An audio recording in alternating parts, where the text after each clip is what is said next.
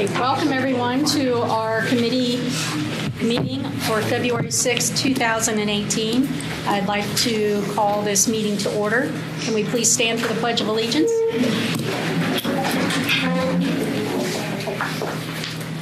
Pledge allegiance to the flag of the United States of America and to the republic for which it stands, one nation, under God, indivisible, with liberty and justice for all. All right. We have discussion items tonight. We have the City Council Board, School Board Liaison, Ms. Donna Lake. Good evening. It's nice to be back. I just spent an hour and a half with Dr. Sabo earlier today. We were at the Chamber Board meeting. She and I are both new members of the board, and so there was a lot of discussion around our two topics.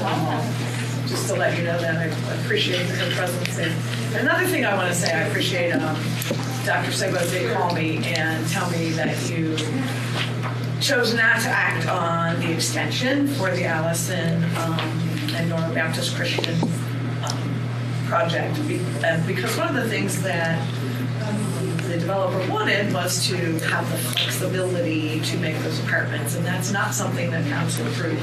Our final development plan were for condos, and an apartment is totally different than a condo project, and so I appreciate the fact that you didn't even give a hint that that was even on the table. It certainly gives us a lot of leverage, so thank you for that. I wanted to start off with that.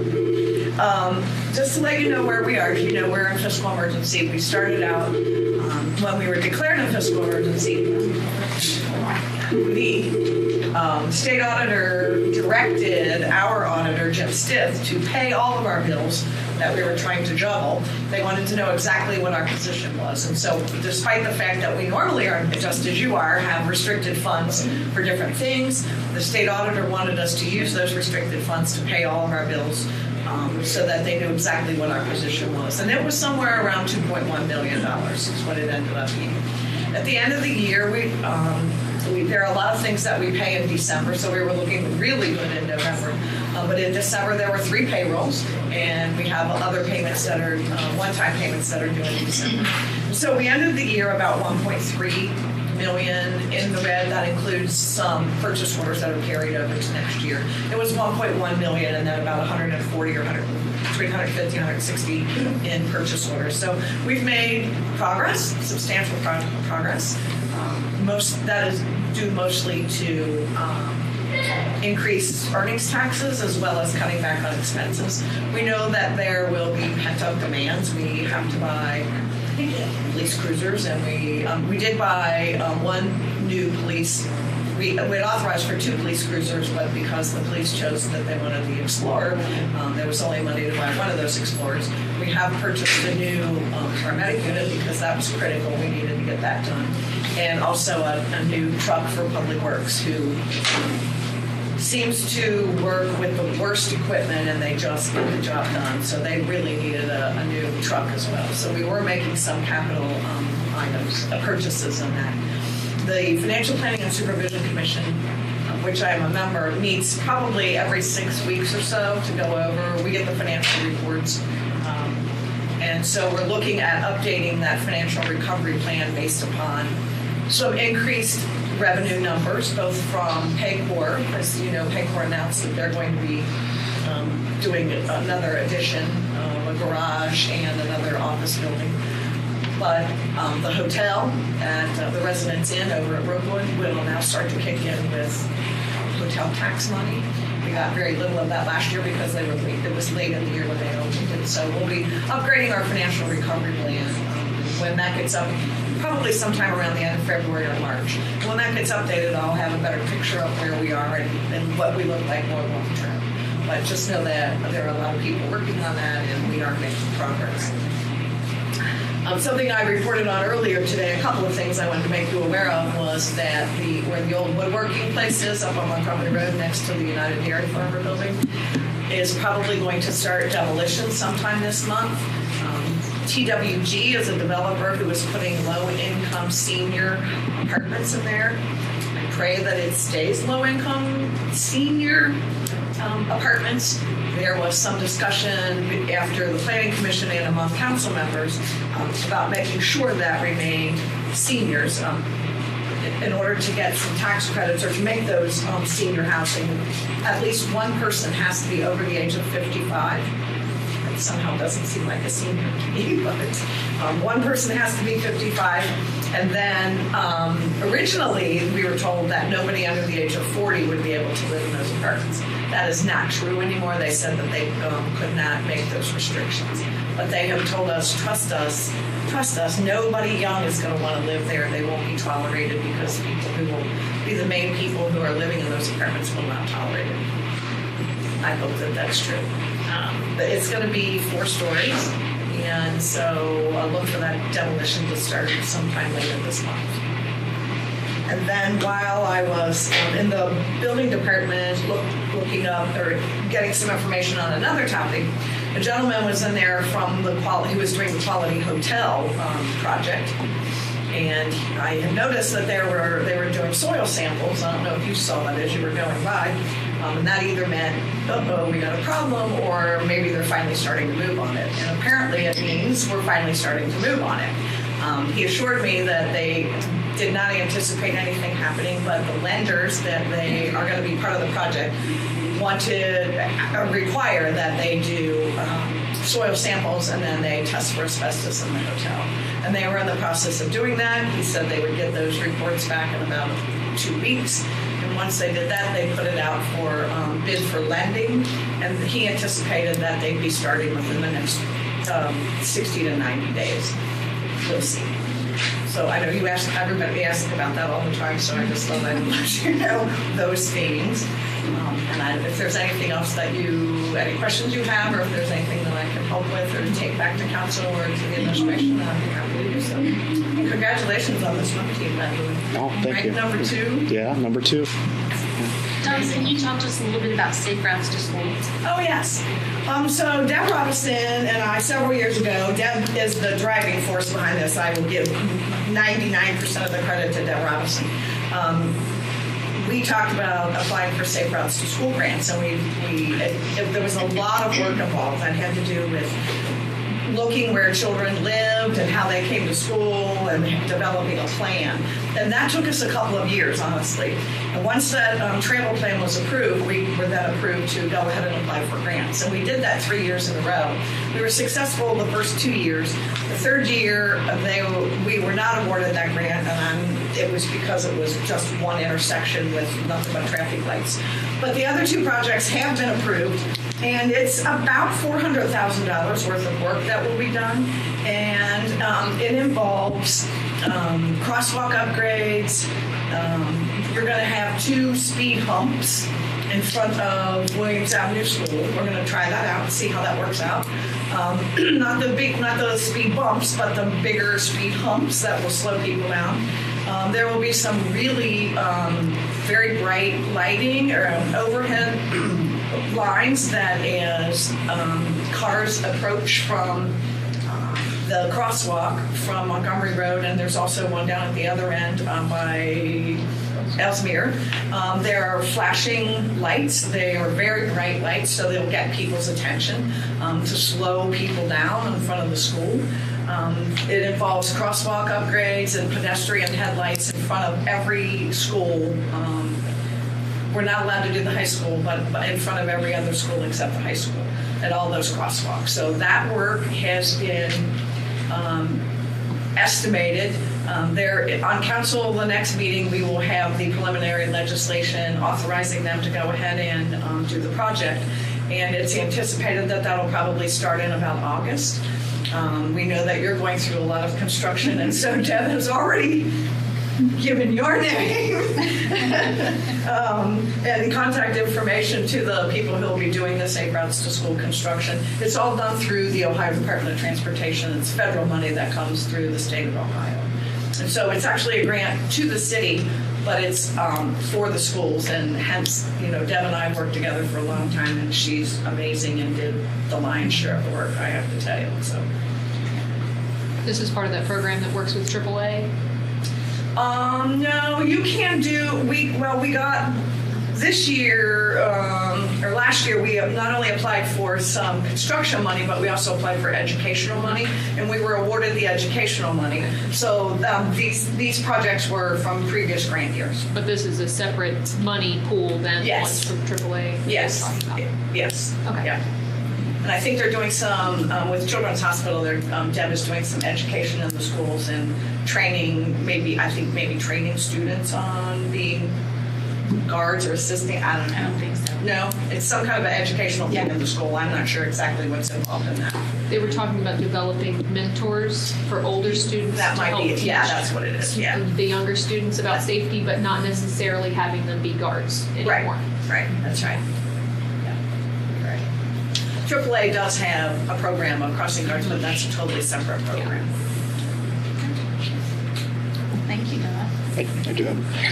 So you had mentioned earlier when you were talking about fiscal emergency, you had mentioned that the city ended 2017 at what, 1.3 million dollars. I know that scares a lot of people, and that's a pretty big red number. But can you tell us that the actual projected value that the city was expecting to end was like closer to $2 million? Yeah, I think it was anticipated that we would probably be about 1.7 or 1.8. And so we are really in a much better position than we were anticipated.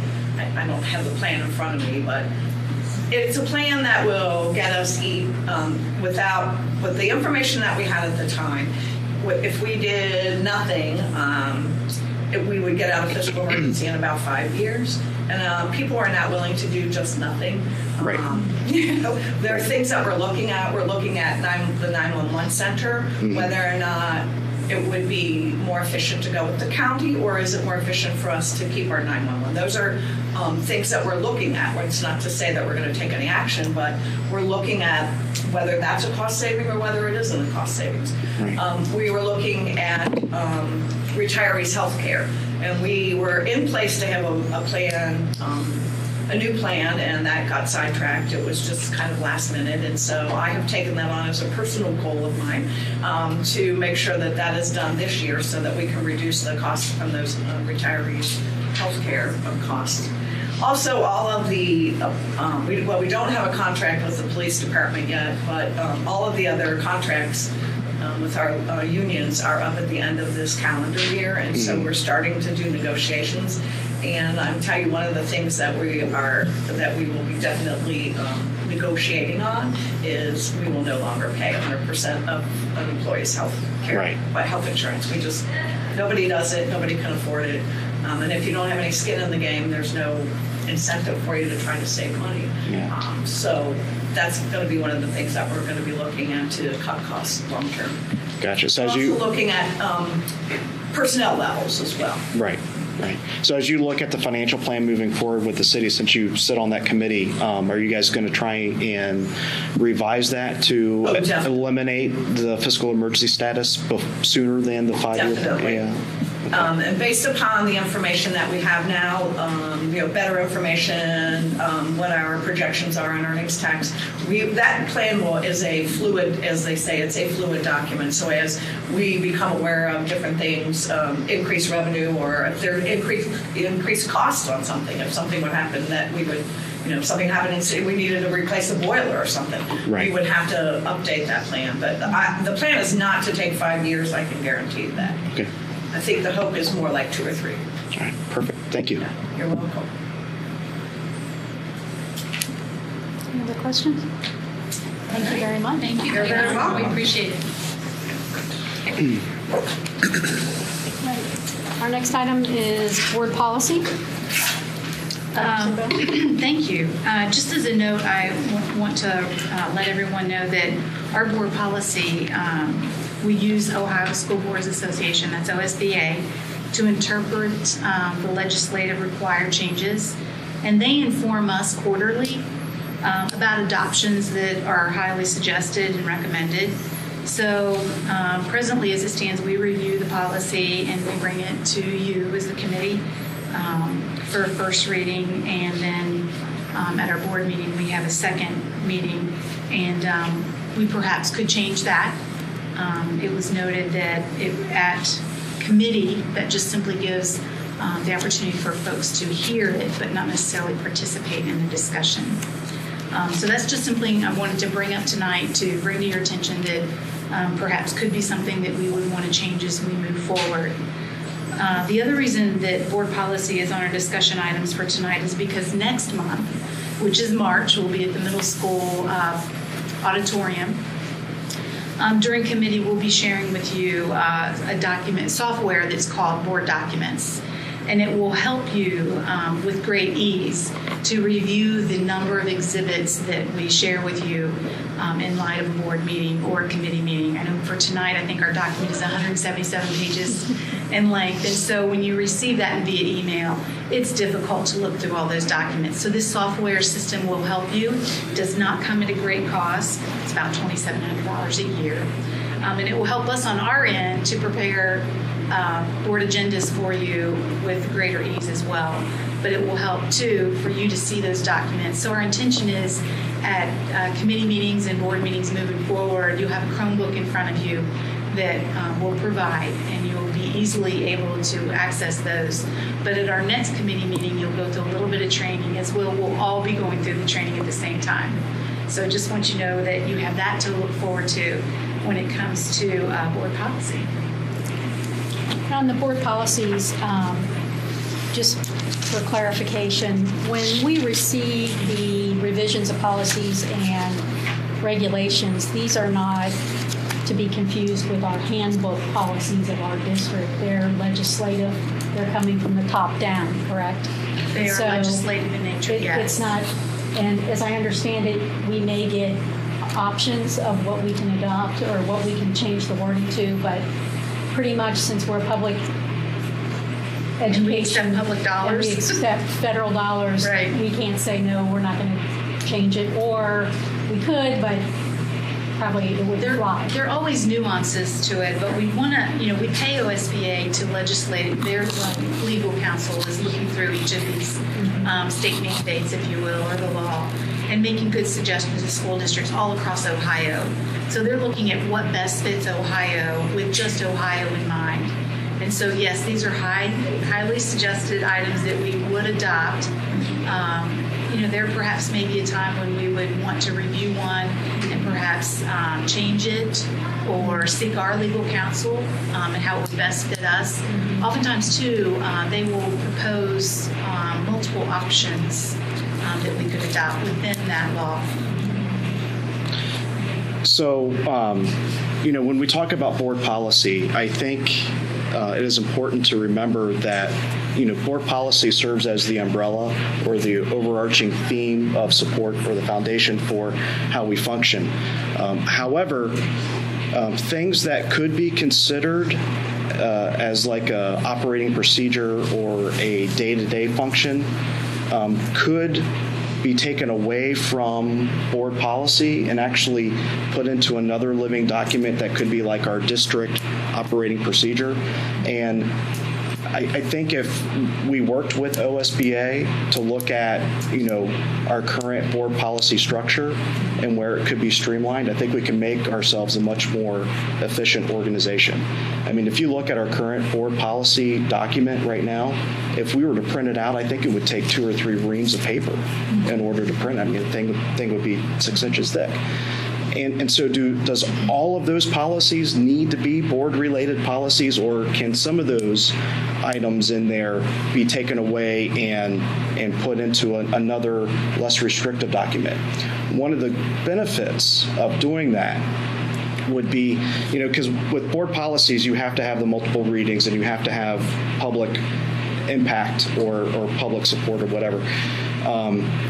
If you take something away from being a board policy because it's like an instructional, like a how-to list of how to do something, and you make it, let's say, a district policy, then that becomes a little bit more controllable by the superintendent or administration.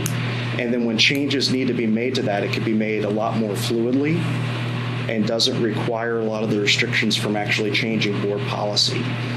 And I think there is an opportunity for us to take our board policies and shrink it, move some of the stuff that's in there into a district level, or put it into an employee handbook or student handbook or district handbook, and allow us to control how those things evolve over time a whole lot better than it actually being in board policy. So I know we're currently working with OSBA. Kathy does, I know they review it. With what we do currently with the OSBA, would that also include them reviewing our current board policy structure, or would that be an additional cost or additional service? That would be an additional cost. Okay. Is there any idea to see how much that would cost for them to help us review that? Seems like we talked in the past, isn't that about the tune of like $4,000 to $6,000? $46,000. Seems like There's no way. I mean, that's been- 426, Brandon. 4 to 6. 426. 4 to 6. 46. Okay. Seems like- I was about ready to have a heart attack. It seems like we talked about that. Christina, I know we had a conversation about that. And you were here when that took place before. A person came in the summer, they spent like 4 weeks or so. It's an important process where they review all your policies and just make sure you haven't missed something over the time period. And usually, since we have a new superintendent, that might be something that Dr. Sabo wants to do at some point within this first year, and they say that's a good idea, just to make sure everything's in line. So when they do review it, they always suggest to boards, keep your policies general and broad enough so that you can make decisions, so you're not strapped with just a strong level of detail, and allow it to say Right. the superintendent or designee might make this choice. Right. So they always, with the way these policies are written, are not to trap a board into deciding one thing or another. So then that's deliberate, to keep them general enough that there's some freedom and there's some flexibility within Ohio Revised Code that you can make decisions as you're supposed to do. Right. So interesting to note, under the law, there's no obligation to provide 2 readings. However, under the policy that we've adopted, we agreed to provide 2 readings of a new policy. Right.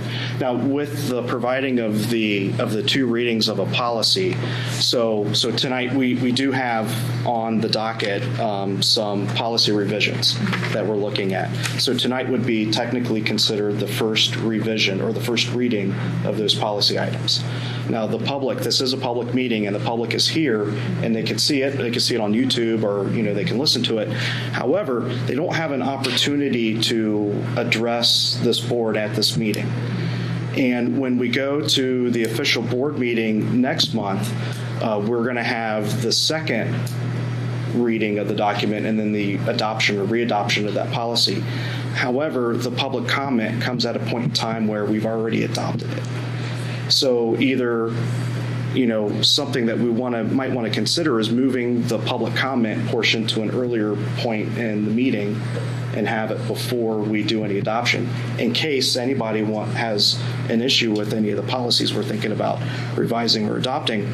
Or another option would be to make a motion at next month's meeting to temporarily approve the revisions to the board policies, because that's allowed under our structure. And then the following month have the final adoption of it. So if we make a motion to temporarily approve at next week's meeting, then that gives the superintendent and the administration the ability to go ahead and enforce the policy revisit changes, and it gives the public an opportunity, it gives them a month to kind of mull things over and see how they feel. So that would be something I would recommend for this month for these policy revisions. My understanding from the workshops that you and I just recently did was that basically everything that we want to do as a board, it needs to fit what we're doing. So if that is left broad enough, if it works better for us to move things to a wider stance, we can. Right. If we want to do it faster, we can. But there was also a discussion, similar idea of processing, not having the opportunity for the public to really come up. And some boards suggested having, instead of a comment section at the very beginning of a meeting, because we're already voting on things that happen later, to let the folks know, hey, we're going to be discussing this tonight, and any questions directed at item line, A5, questions will be directed to the public at that time of the meeting. Right. So that way, folks who want to stay past the awards ceremony part of the night, you let them know, hey, at the beginning, we're going to address public questions. And once we get to this public issue that we need your feedback on, that at that point we will open the floor for those questions only, so that we can focus the meeting and people aren't forgetting their questions by the time we're actually getting to the vote.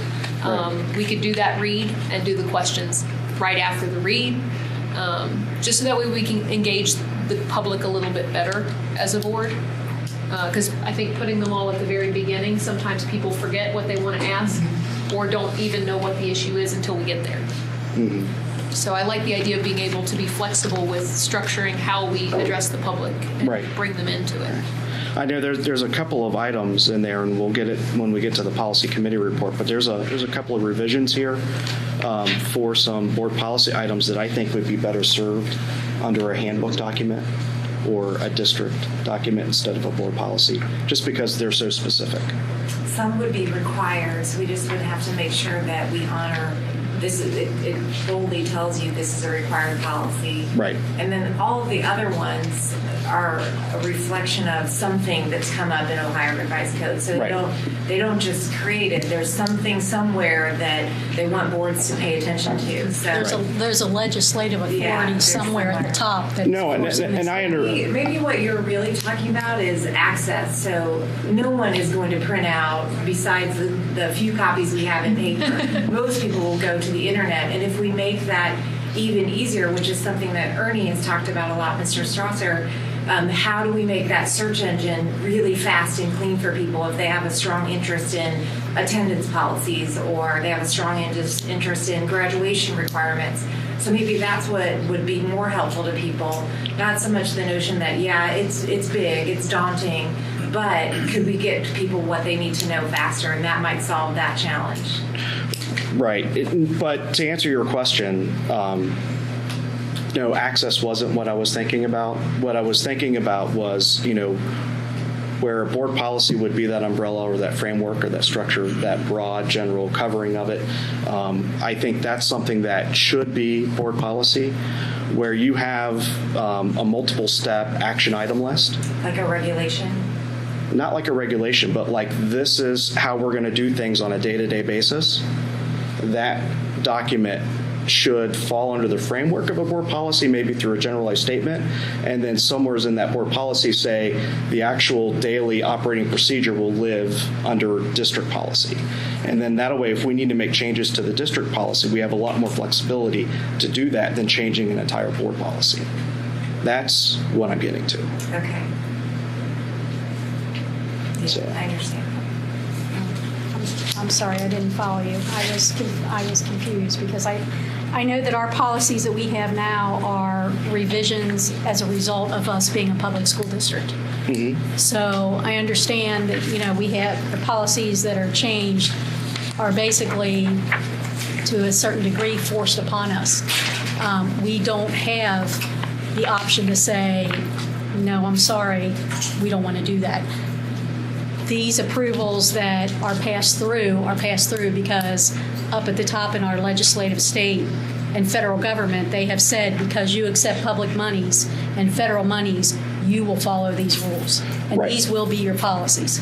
Right, and there's nothing wrong with doing that. What I'm saying is that you can have a general umbrella statement covering the requirements that they're forcing onto you. Right, which is what we tried to do. But the actual specific on how you're going to do this on a day-to-day basis doesn't have to be covered under the board policy document. It could be covered under a district level document that has a lot more flexibility to be changed. Well, but I think what we try and do, and correct me if I'm wrong, since I've been here, what we've tried to do is less is best, and we've tried to make sure that we word it so that we have that flexibility in that umbrella, as opposed to I would agree with that. within the district. There are some things, like there are fiscal procedures on certain items that we have put behind the policy. And I think our thinking in that was it's cleaner. We know right where to go. Even if there's a change in someone in my position, if I'm not that person anymore, we know that the procedures are right there. So it's been the good go-to, and it has been recommended.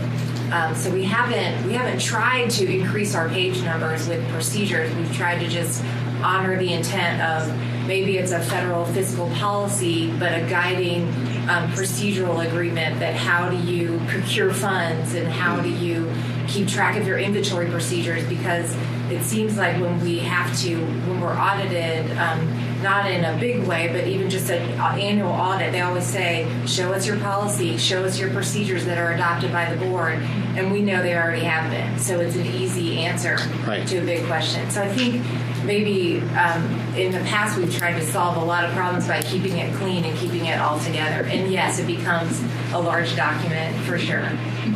It does. Well, it just serves many purposes. I mean, maybe we can par out the procedure as opposed to the policy. That's what I'm talking about. Yeah, that's still I know exactly what he's saying. That's exactly what I'm talking about. Take the day-to-day See, procedures. The words. Right. He took the scenic route. It's okay. Yeah. Because I know we do. We have a lot of procedures behind our policies that says this is really how we end up accomplishing this. And some of those are required, like you Right. have to say the board signed off on this Right. procedure for how you identify gifted kids, how you do your federal work. They always ask and we are able to prove it by that adoption date or readoption date. Right. Athletic So- GPA is another one. Yeah, so maybe it's 2 binders, so people just want to see the nuts and bolts policy, here it is, but both are eventually approved by the board. Right. For the must-dos. Right, Okay, yeah. fair enough. Fair enough.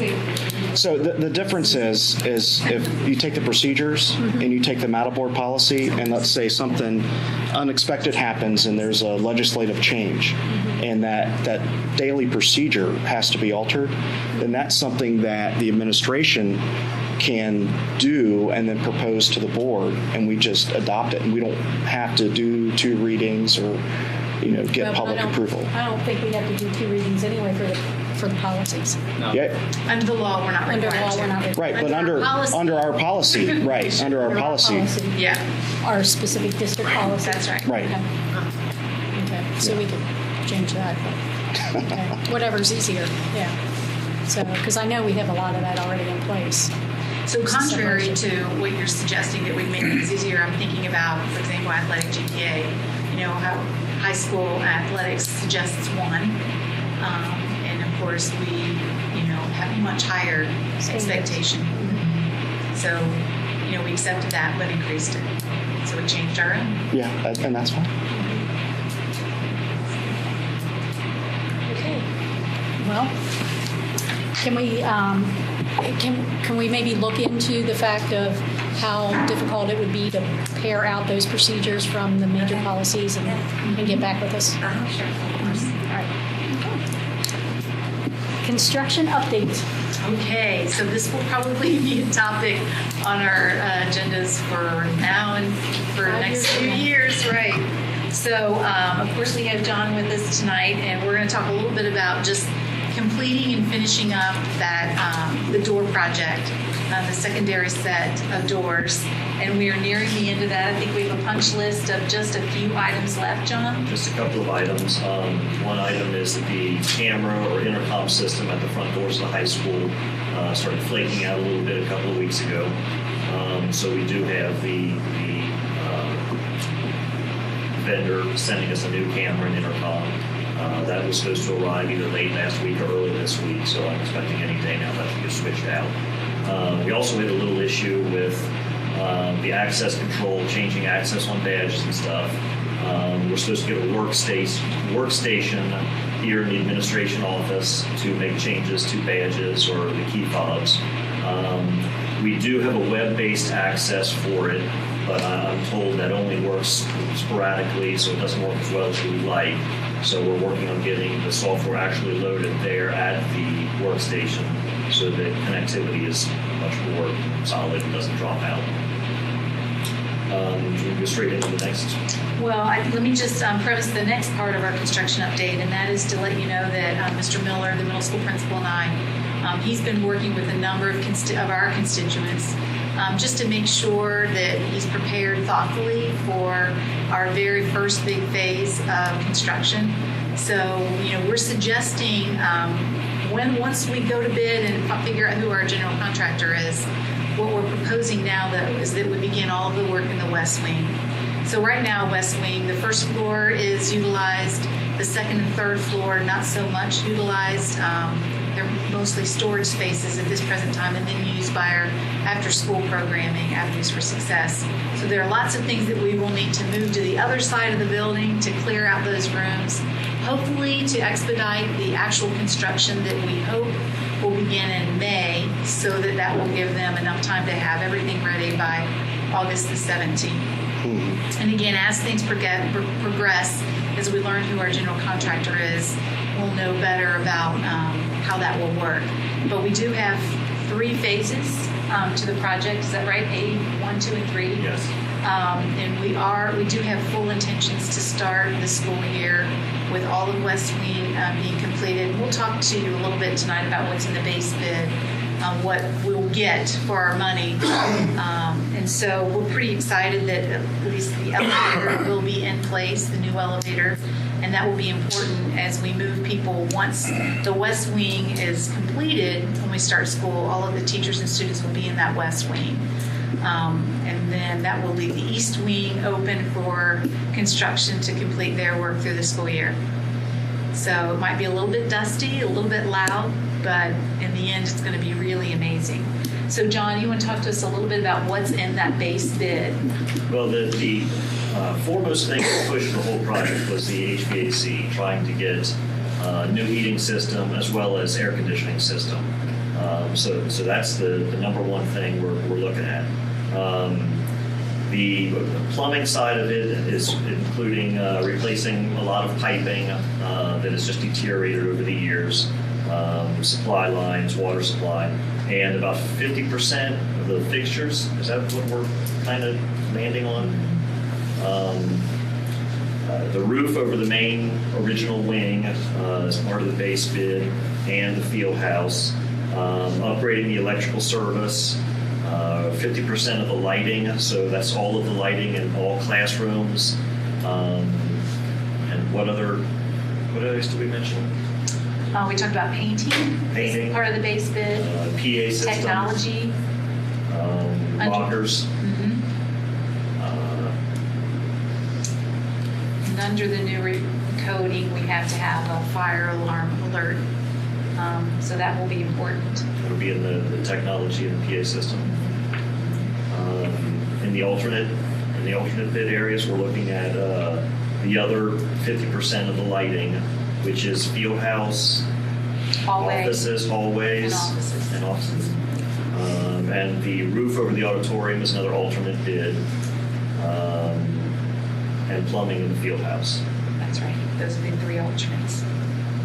So we're excited because we'll be going to bid. Actually, we'll see something in the newspaper tomorrow where it will be placed out for bid, and we'll figure out in a short while who is interested in the project.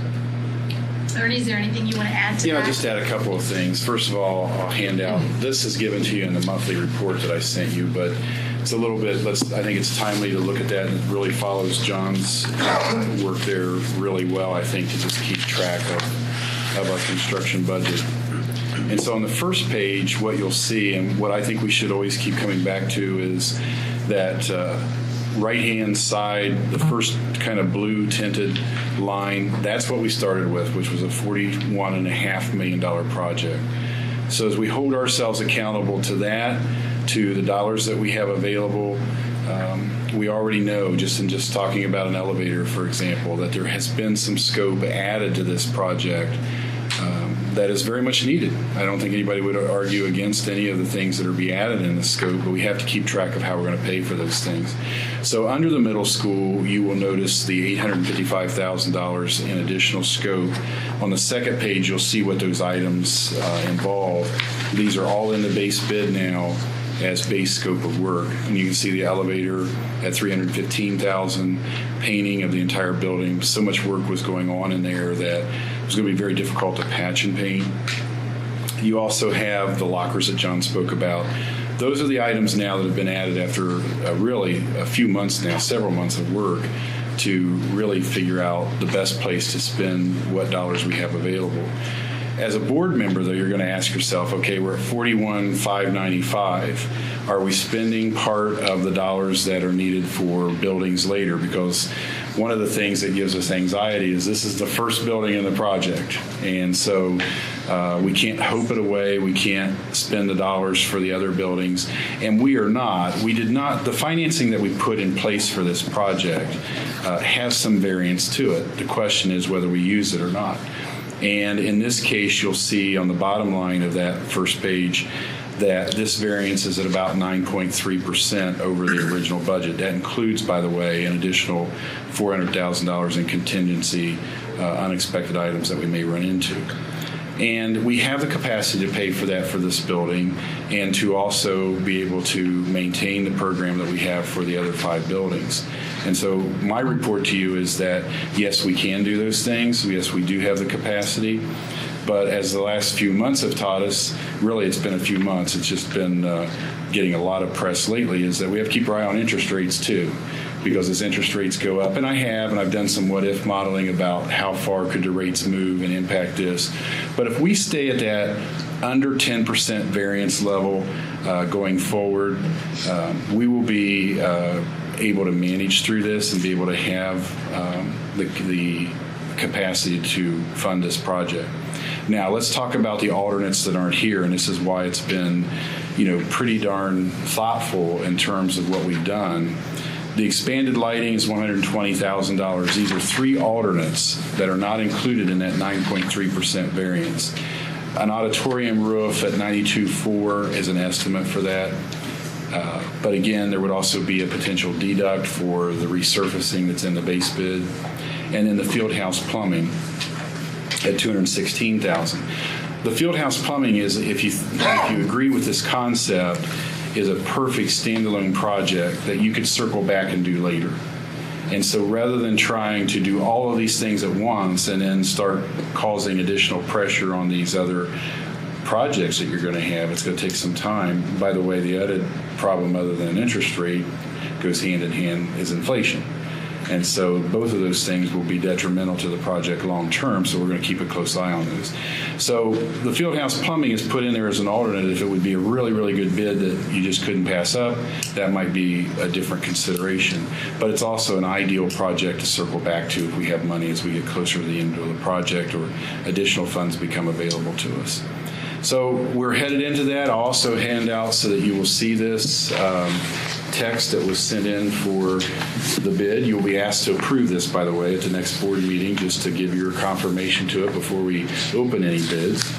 And you will see that in the middle of this, the bid estimate is for $11,700,000. That's actually the hard cost of construction for this building, so it doesn't include things like architect services or other fees. That's actually what the contractor would submit to you. The estimate is $11,700,000, and then the alternates are estimated at approximately $400,000. So if we took all of the alternates and everything, it would be a $12,100,000 hard cost. They call it project for construction. We'll evaluate that as we get closer to the day, and you'll notice 2 yellow boxes in the middle school column. We want to have bid result adjustment be in our favor, and we want to be the alternates that are accepted to be affordable. And so those are 2 things that we really won't know until we open bids on March 1st at 3:00 p.m. I do have a question for you. For the current plan for the elevator, is that going to dig down past that base floor to allow access inside for the, I guess it's the girls' gym that could connect to the field house? Because right now, our kids who are in wheelchairs or limited mobility all have to go outside to access the field house. So will that elevator dig down and allow them flat access? It's not so much dig down, it's that it's about 30 feet away from. Right, I didn't know if there would be a hallway to to get there. There's 4 landings at the floors. But currently, their physical education classes held in the high school gym, which means they During don't need to go construction, outside. They can't get across the bridge though, which will put them even farther away from being able to access an indoor. Well, they've been replaced and put into a different part of the high school. So the high school unit and the middle school unit won't be in that hallway at all, clearly during construction. Will they be moved over to the high school building during construction phase completely? Completely. That's right. Now, some of the middle schoolers will stay in the middle school, and actually, Shannon, we reviewed this plan last week. I know the high schoolers were going to go to the cafeteria, but we moved them to another space right by the cafeteria. And the middle schoolers, help me remember where they were going to We're go. going over to the east wing Okay. of the middle school to one of, it's an empty classroom. My other question, we did a tour last week, so I got to see kind of preliminary of what's going to happen, where stuff's going to go. I noticed in here there was a section for lockers, for new lockers, and when I was walking through, a lot of lockers that used to be there aren't there anymore. So I didn't know, are the lockers going to be put back in the boys, girls locker rooms that used to be there? Because those bays are completely empty. Or is that going to be a communal sink area and the lockers are going to be moved out somewhere else? Where are those So projected the to go? lockers right now are planned to be in the main hallways. Along So the walls? the quality of the lockers that are in the locker bay areas they're newer, so they didn't need to be replaced. Okay. And so this allows us, was it 400 lockers or 500? I think it's actually 600. Is it 600? I know that we added an additional 100 just recently because that wasn't going to be enough. We wanted them in the main hall areas of the building. Okay. I have a question, and I'm sure I this know they're is, very excited about the lockers. our architects have probably already talked about this, but on the lighting, is there any grant money or anything that's available for us to help lower our costs because we could get energy efficient lighting that turns off within, like we did in the gym or So Ernie and I looked into that for the Ohio school facilities, and there was another organization that we met with too, Ernie, and I'm trying to Green remember the Clean name of Energy that. or something like that. Green and Clean, yes. Yeah. And it didn't seem so far, though we have a second meeting with OFC to meet with them. So perhaps there could be some, not just with regard to lighting, but some potential help down the road monetarily. But right now, no, there is not. I do know the lights will be placed on dimmers, which would Yeah. be nice, and that will save some. The lighting They're also itself, LED. yes, the lighting itself is done as if we were doing an energy project, for example. We're going the most efficient route that we can go. We didn't see the need for any kind of additional borrowing capacity right now, but that's also another layer that could be added down the road if we need that. And then, of course, Kathy and I did meet with OSFC in December just to bring them up to speed on our project. And there has been, not related to an energy project, but for districts who didn't qualify for any OSFC funding because of building size or those kinds of things, we understood it at first, or at least I did, that there would be at least a minimum amount of OSFC funding available. So with our architect, Kathy's had some conversation with him. We're circling back to that conversation to see if that is a potential source of some additional funds. No indication that that's any kind of windfall money or going to impact what we're deciding and doing today. But the energy part of this project, whether it's HVAC, all of it would qualify for energy financing if we needed that capacity. And that would be the same as you head through these buildings. I just don't see the need for the capacity yet, and I hope we don't have it. I'm wondering why it's an if, though. If we can get it, why not get it and use that money in other ways and other upgrades? Rather, like you were saying, it may be a 10% contingency. Why worry about a maybe if we can get those grants and save some money? It's not grants. You're still paying. Or if there are energy It's grants. financing. That kind of thing. We absolutely have looked for those. None have surfaced. But what I'm talking about here is that financing capacity is available. If you go in and replace these lights, there will be less energy used. You can use the savings to pay for the debt. Okay. So I got you. that's capacity we could use later. In terms of there being, John did get some rebates from Duke Energy. I think you last said that those had pretty much dried up. As of October, Duke did away with their energy incentives that they were running. Last I heard that as the new year started, they were going to try to bring them back. I have not heard yet if they have started bringing them back yet. What I had been told last year, well, when I bought light fixtures last year, they were giving us 75% off on each fixture, so it was a heck of a deal. I got a feeling as they start into this year, they're not going to do 75%, but they might do 50. That being said, as the contractor has the contract and they're buying the fixtures, they're buying them with their rate. So that's a perfect example, and the question is good, and I'm glad you asked it, because I wouldn't want to leave here thinking that we aren't taking advantage of something. We aren't taking advantage of the financing right now, but in terms of those kind of things, when they're available, we've taken advantage of them, and we'll continue to do so. Okay.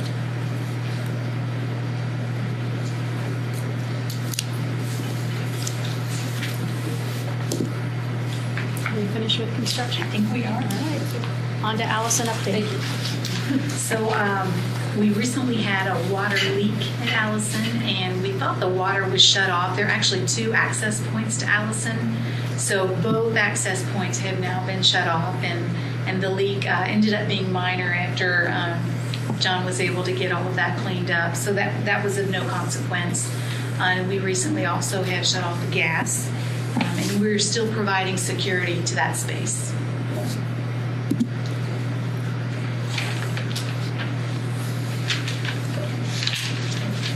Questions? Next item is the RFP for our janitorial services.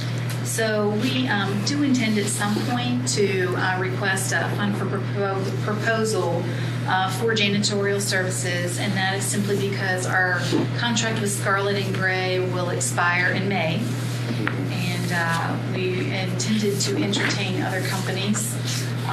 Are there other ideas on the table that we should also consider? I have one. And I don't know if it's feasible for this year. Probably not feasible for this year. I have to talk to Ernie for a little bit on it. But at least something to consider is when we do this, if we decide, okay, let's put the proposal out, let's do it for 1 year only, and at the same time do a study on what would the true cost be to hire a night crew to come in, work 8 hours a night, and be our people to be here. Have a couple in each building. How many would we need? Have a couple of the bigger buildings in the elementaries have one. Have a couple floaters around. They would be here 8 hours versus Scarlett coming in here for 3 or 4 hours a night.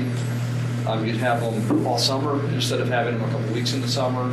They could help you with moving classrooms, and then once they get done with the cleaning portion, do some light maintenance work if needed, and small stuff like that. Don't know what the cost would be. Would it cost more?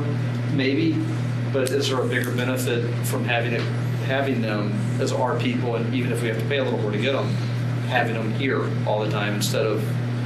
And the other problem we've had in the past with Scarlett is, those of you who've been in the middle school know, things tend to go missing from time to time, and when we address it with Scarlett, they do take the people out of the picture. But if they're here, they're ours.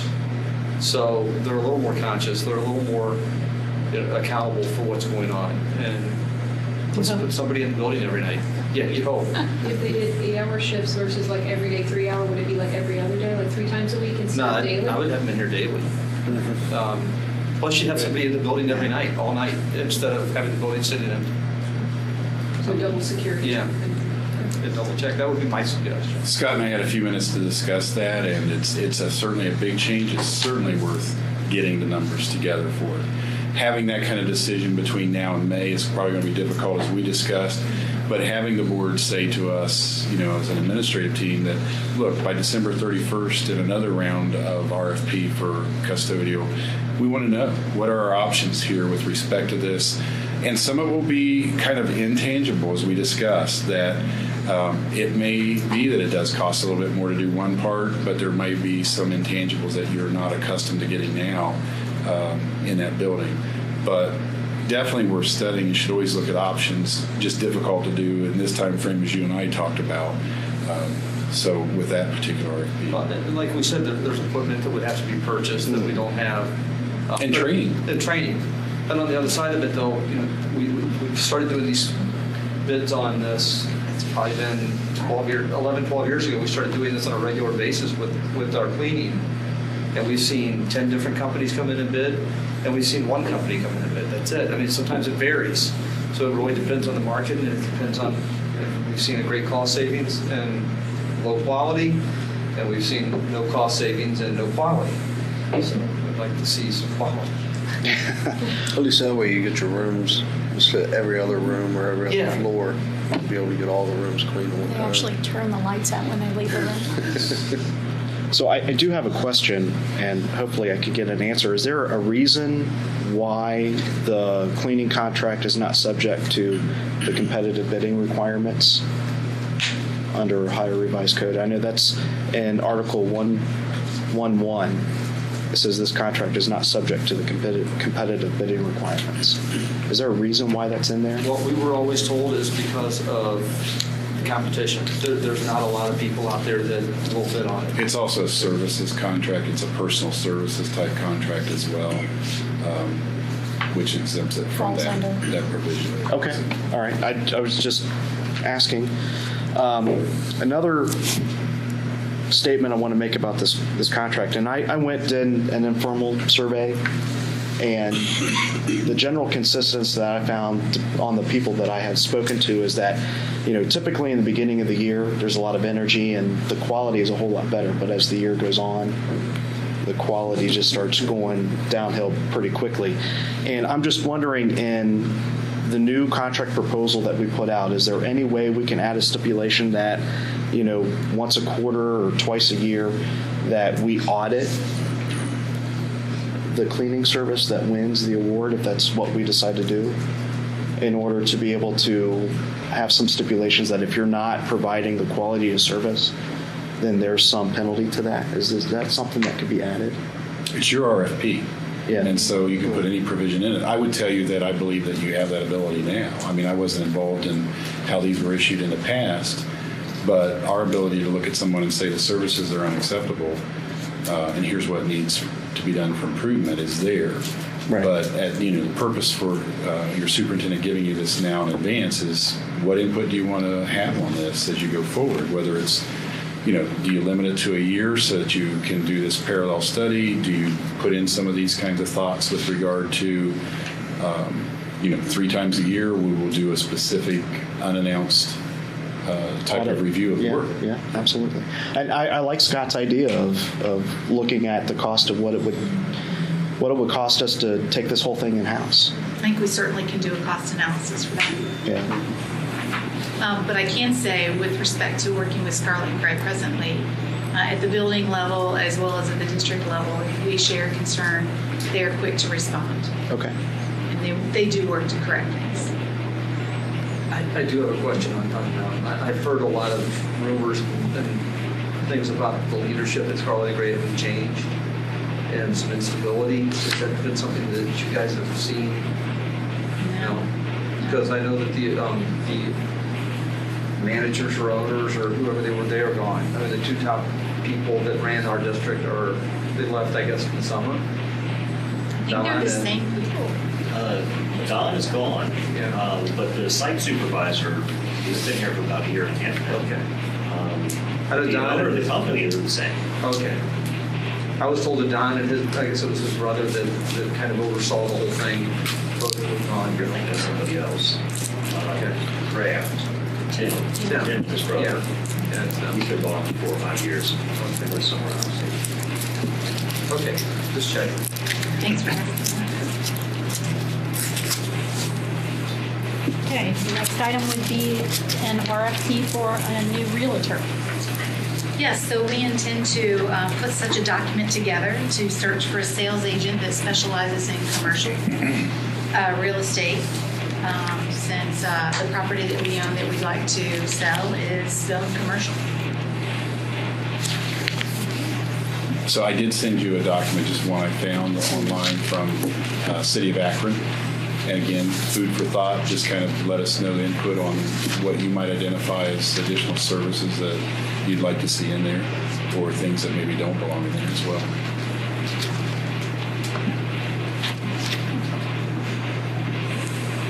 Any questions? All right, the next item will be our Education Committee report. Okay. Dr. Sabo can go ahead and read through all this. Oh, okay. Thank you. So you'll see here just dates to approve middle and high school conferences for next school year. Last month we approved our elementary conference dates. You'll see field trip for Norwood High School. We have personnel superintendent recommendations. Yes. So you see a resignation as well as mentors, and you see supplemental contracts. You'll notice that we're working a little bit on spring, and hopefully soon we're working on fall and winter of next school year. You also see as coaches under number 4.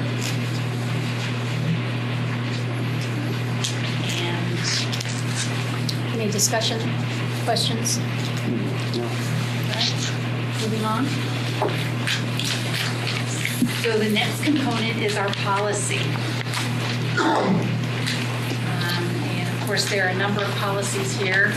Christina Cheston and I worked to take a look at those this week, and we provided those in our exhibits, and we can go one by one. Christina? Okay.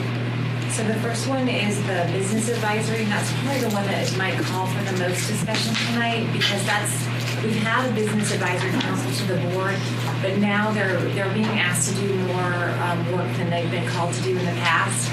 So you might notice in this policy there's some dates, and those haven't been, and there's some rules about this. So this business advisory council, the intention is that this council would provide recommendations to the board on matters that the board asks them to work on. So they are a council, but they're a council to your board. So you might say to this board, we'd like for you to report back to us about changes in our local economy and how our graduates might enter the workforce, just as an easy example. And that board might report back to you on that kind of a topic, or regionally, what do they notice? So they advise all of you based on what you kind of ask them to do. So what's interesting about this board is that we are asked to file this joint statement. So there's a timeline by March 1st describing each year what they've worked on. So the time is tight for us this first year in terms of telling them what kinds of things we worked on. I think it's important to mention that some districts, especially small districts like ours, there's an option to work with your Educational Service Center. We, of course, have a great relationship with our Hamilton County Educational Service Center.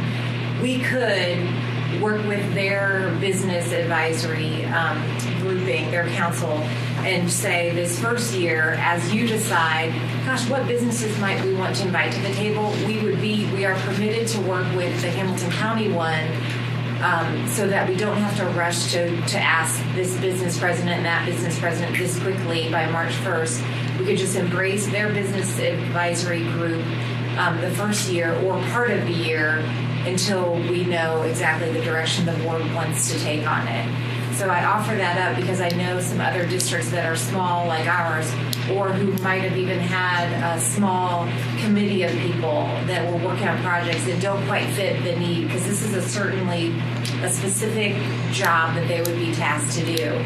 So our Hamilton County said, sure, you're welcome to do that. We have other districts too, and they already have one in place that might offer their support, so we can make these timelines right away. As you all say, oh, let's think of these 10 businesses and reach out to them over the next 6 months and form our own.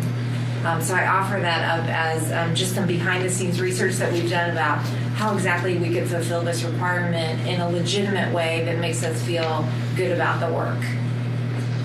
And as an exhibit, we included a proposed MOU with Hamilton County Educational Service Center. And just to add to that, some of the districts are not only small, but some are larger that are choosing to work with Hamilton County for this first year of implementation of this new expectation. So I was looking at that, and that policy was originally adopted in 2000 and then readopted in 2012. So who was on our Business Advisory Council? Well, and added to it, and I don't know that I can speak to that, perhaps Christine could, but it was also readopted with changes in December of 2017. which need to be implemented, they expect right away. Right. So that's why, county superintendents worked together and reached out to Hamilton County Right. to supply that need. Okay.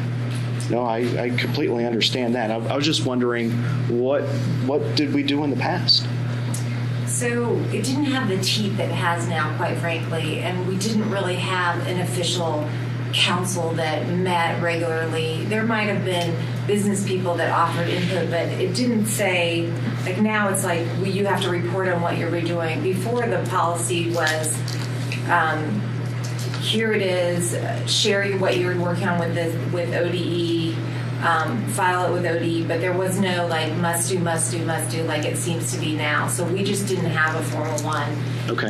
In the past. Yeah, I think what we did, from since I've been on board, is that we, through the Chamber of Commerce and through other organizations that board members and also our superintendent are part of, I think when we came upon things that we questioned, we reached out, and either Xavier University, we reached out or had someone reach out to them, and they were kind of advised us on different types of professionals. We directly, when something came up and we felt like we wanted to pursue something, we would identify a professional we could go to and ask questions. Right.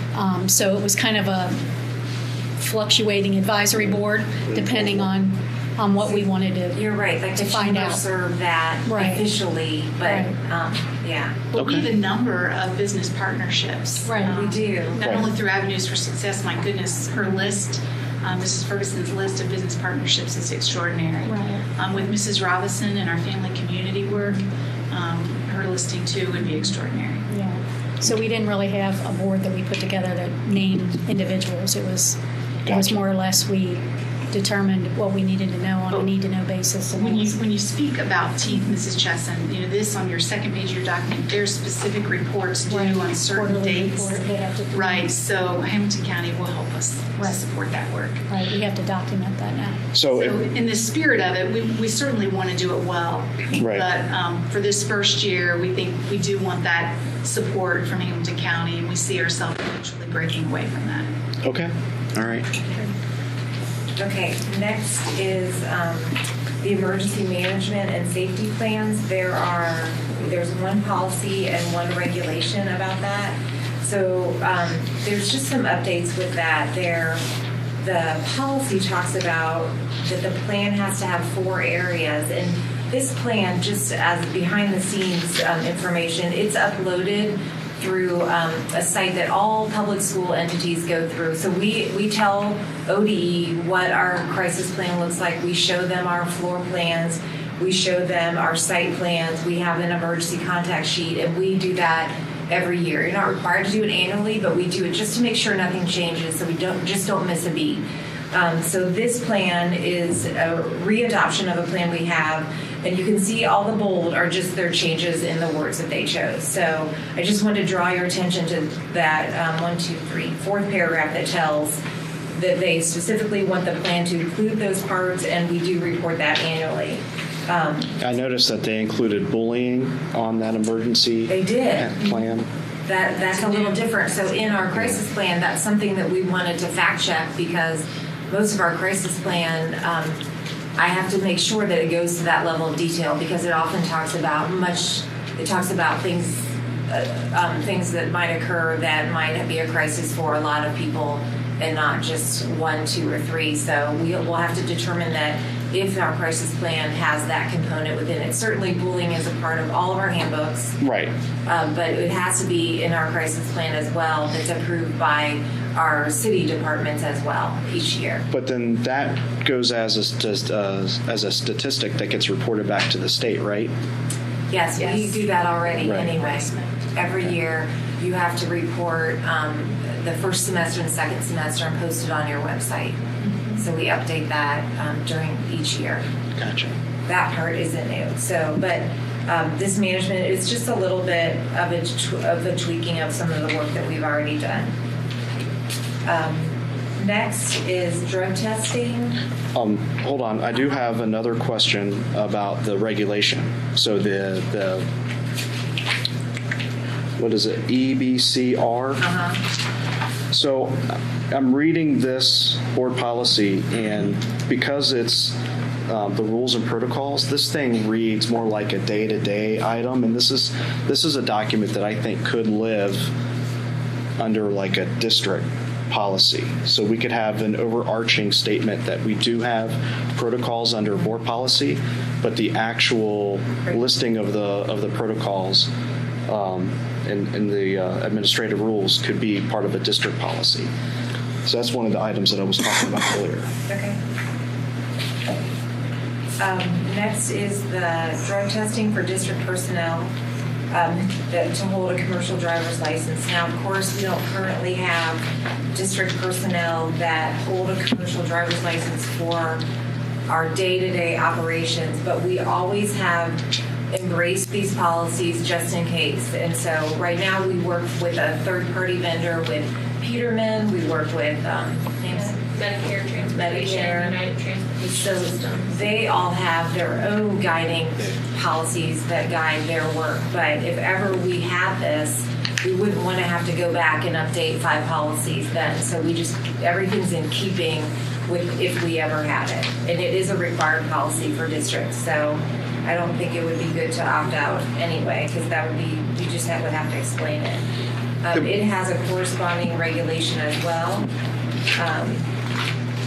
Yeah, but wouldn't that be anybody that would be driving a truck for the school? Only if we employ Maintenance. them. It's a commercial driver's license. I think that's the note. The note is different. Oh, okay, so we're using the So, for trucks. example, I was thinking about, for example, we work with the city sometimes to use their transportation van for after-school clubs, as well as swimming.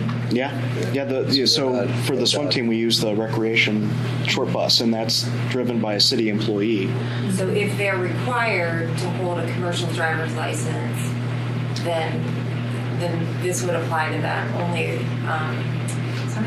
I don't know the answer if someone who drives the shorter bus is required to hold a commercial driver's license as well or not. I don't think so. I think the CDL depends on the Right. Yeah, the number of axles. What Jenny drives is not. Yeah.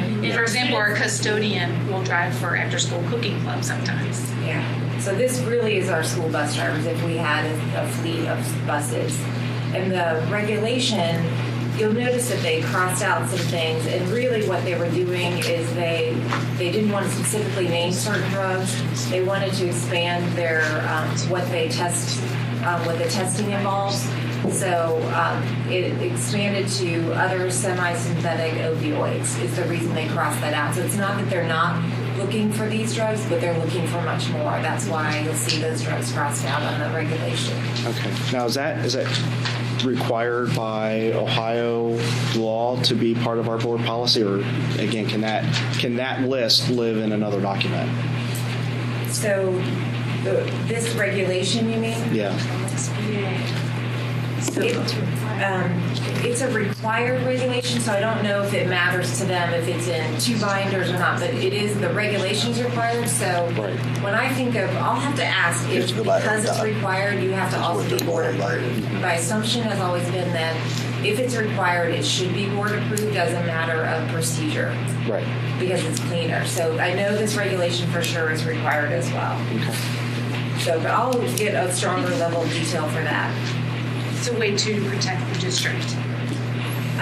The no tobacco use on district property by staff members, and the one that's later on by students, and the no tobacco use on district property. All of those, we always go with the version that says with 100% we are tobacco free. We have grants that we've written honoring that mantra. It allows us to work really closely with Children's Hospital on some of those grants. So it wasn't something ever in the past that the board would. We've always had version 2, which just means we're tobacco free. So again, we're just updating this version, and there aren't too many changes to it. It's just in keeping with the spirit of what you've done in the past. And we're keeping the same language that we've had for all of the policies before. So I've noticed in two of those policies on the tobacco use that we have a specific statement talking about e-cigarettes. About e-cigarettes? Right. However, that statement is missing from the tobacco use by students. Was it JFGG or JFCG? So in that policy, that there is no statement specifically calling out e-cigarettes are going to be treated as tobacco. I think that statement should be included in that policy. Where are you seeing that, Mr. Atwood? I'm not seeing it. Okay, because I'm on page 1 of 3 and I see electronic cigarettes.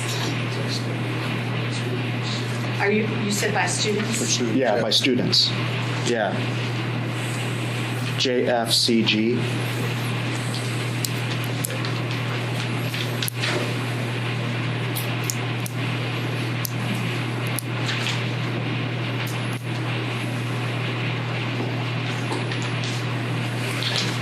Sorry, I don't have those policies. I have them on. This is why board docs will be awesome, won't it? When we get it, we won't have all these papers to review.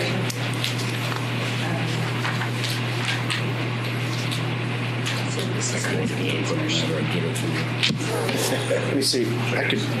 So did you see the note at the bottom? It says House Bill 144 added alternative nicotine products and electronic cigarettes to the juvenile tobacco laws. Okay, so does your version in paragraph 2 say tobacco is defined to include any lighted or unlighted cigarette, cigar, pipe? It's whatever was attached as the exhibit to the. It mentions electronic cigarettes in paragraph 2. It just doesn't have it as a separate line. It's on the second line in paragraph 2. So it lists cigar, pipe, clove cigarette, a bitey. I don't even know what that.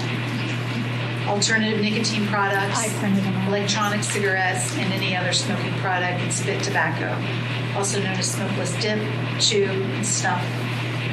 Is it not? Do you not see it in your copy?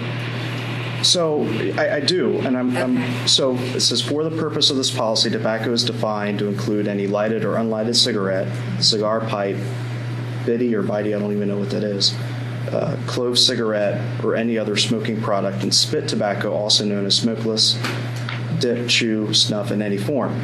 What it doesn't include, as is included in the other policy, is that for the purpose of this district, electronic cigarettes are going to be defined as or considered as tobacco. But it says it on this one that I've got down here.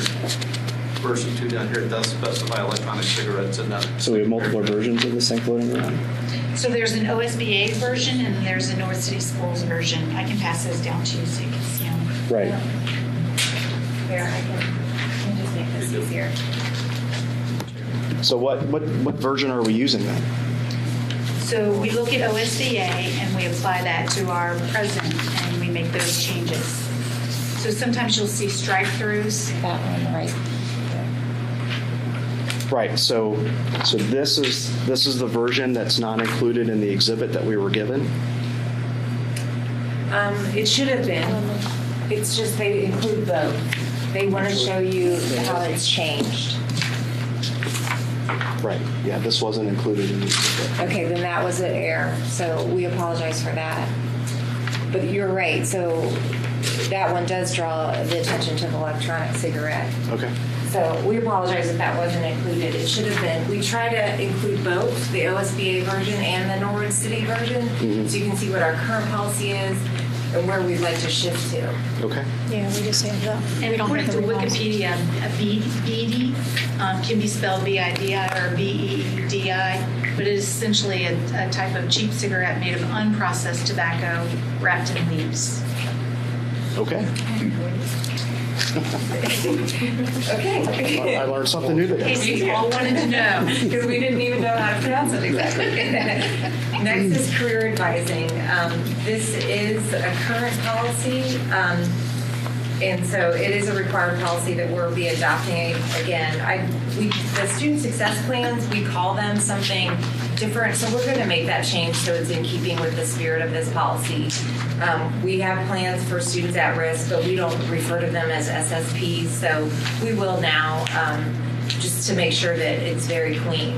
We do a lot of career advising. We're so grateful for the huge grant that we have through Gear Up, but even before that, we had counselors doing great career advising. We have nice programs that guide us as well. So we have a lot of things in place to help our students besides the human component of just good adults that are working with students, and especially students identified at risk of dropping out. So that's an updated policy.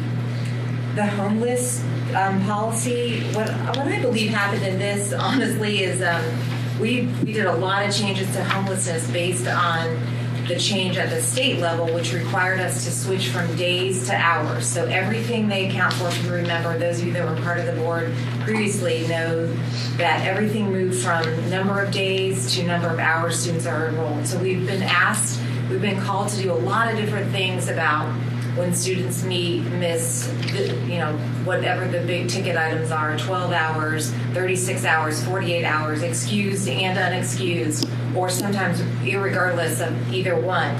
So this follows suit with that.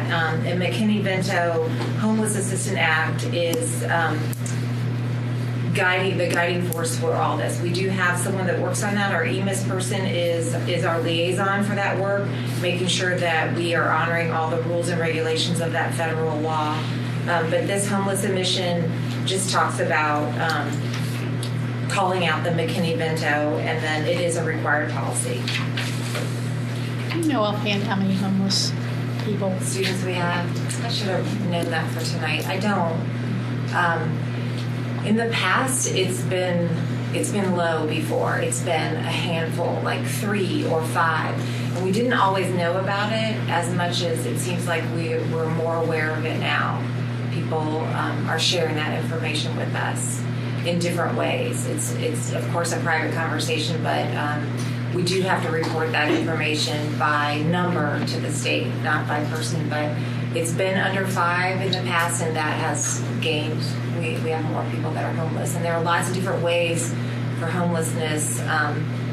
Doubling up is considered homelessness, where you move in with another family, that kind of thing. So there are a lot of different things that people might not have even shared with us. It just might have just happened, but we know more cases now.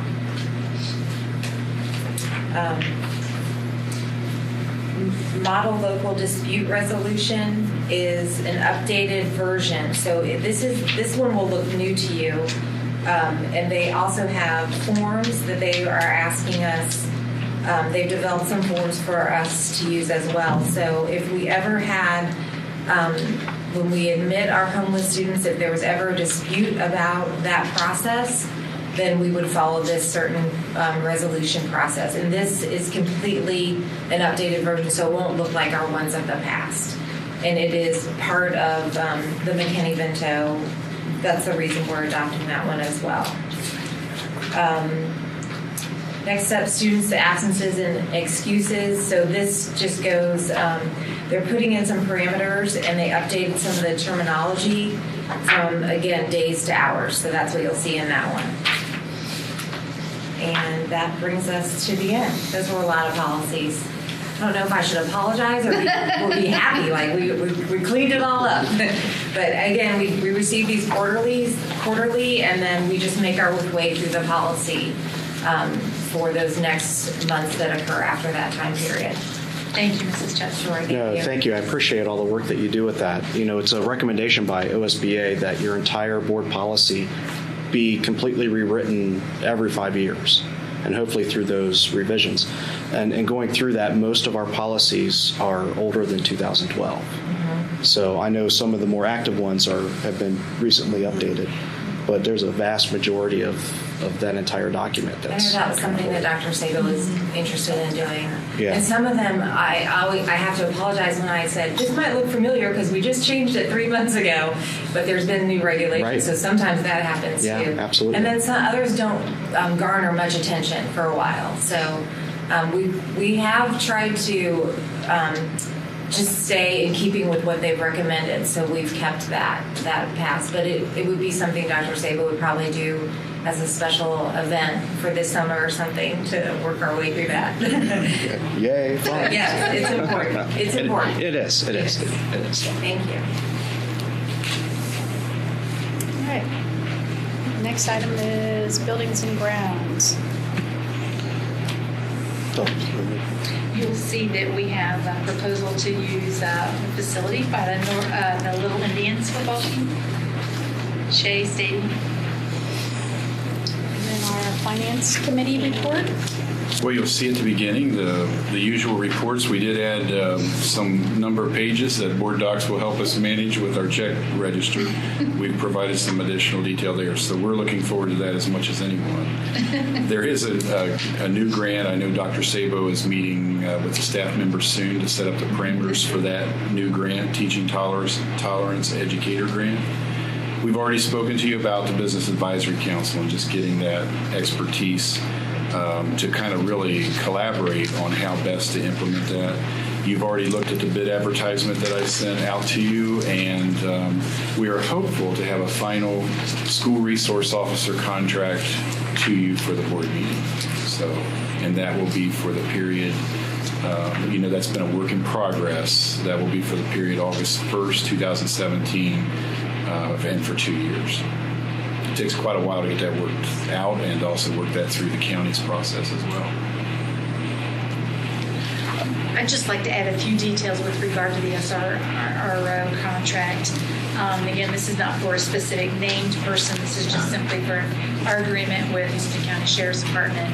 But in great transparency, the contract did expire in August. We realized that in September. And so I have been working diligently, as well as with Ernie, with Lieutenant Smith, to make this a true realization, to have a working document. A couple things that we wanted to do was to have a school resource officer here when school was in session, and not necessarily someone that was on our books, if you will, when school is not in session. So, for example, spring break, winter break, summer when there's not summer school, this person would not be on our payroll, if you will, to be here.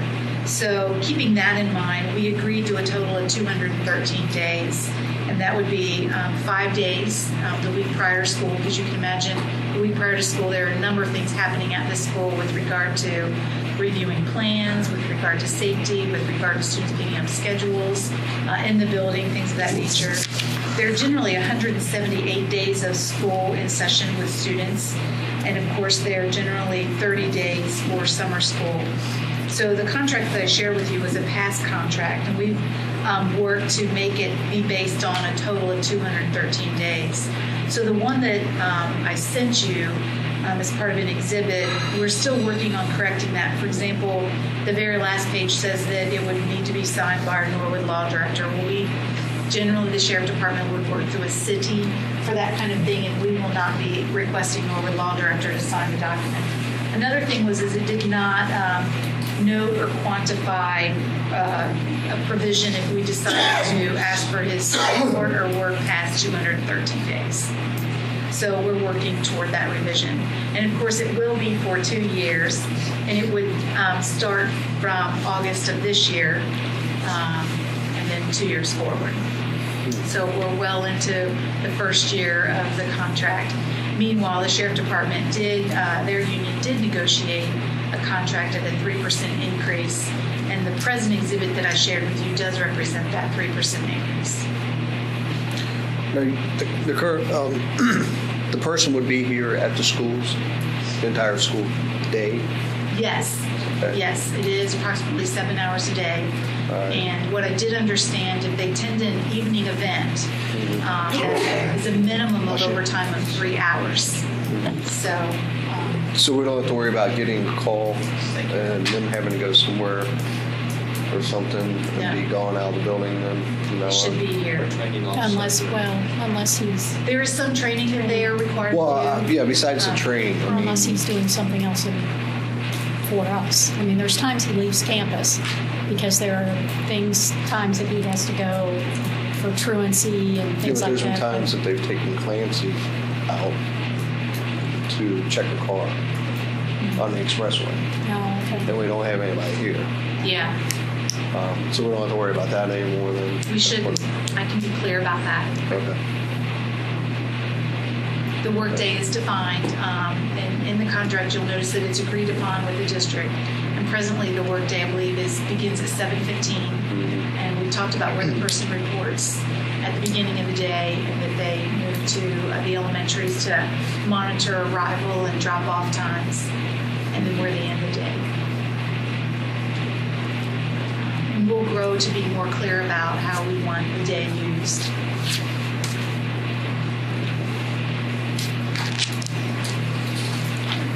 Anybody else? Any other questions, comments? So, not directly related to anything here, but since we're on the financial portion of the report, I noticed that we had in January, I guess, sent out for the senior banner pictures. So Yes. that was a check that was done. Do we know when those are coming in? I do not know that. Because we already have a couple of sports that have already had their senior night. I do not know when those are coming. I know that this year they were going to be made through Live Touch because it was alleged a higher quality than what we had used in the past. Right. But I do not know when those are going to come in. Yeah, so we've already missed senior night for a couple sports, and I know the girls on the 10th have their senior night basketball game, and I think the boys is coming up here very soon as well, and they're not here. So did we order them late, or is Life Touch just missed the delivery date? I don't know. I'll certainly ask about that because we certainly want senior night to be very special for our students. It is just because their families are there. And So are it's a they complete group Pictures of recognition. the athlete? It is. It's And a we pay for lovely. those? We do. As a courtesy for our seniors. Generally, the athletic department does I that. spent a fortune on mine. Yeah. Generally, the athletic department does that, but they did request for support to provide funds for that, so we're supporting that. Yeah. We want this year to be as amazing as every other year for our seniors. So I'll work on that and find out. Okay.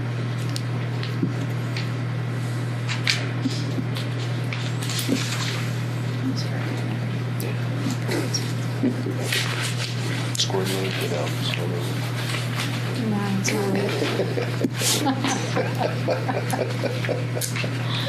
No, thanks. All right. Anything else? That's $1 million question. I'll tell you at 5:30 I think we are adjourned. tomorrow morning. Thank you very much.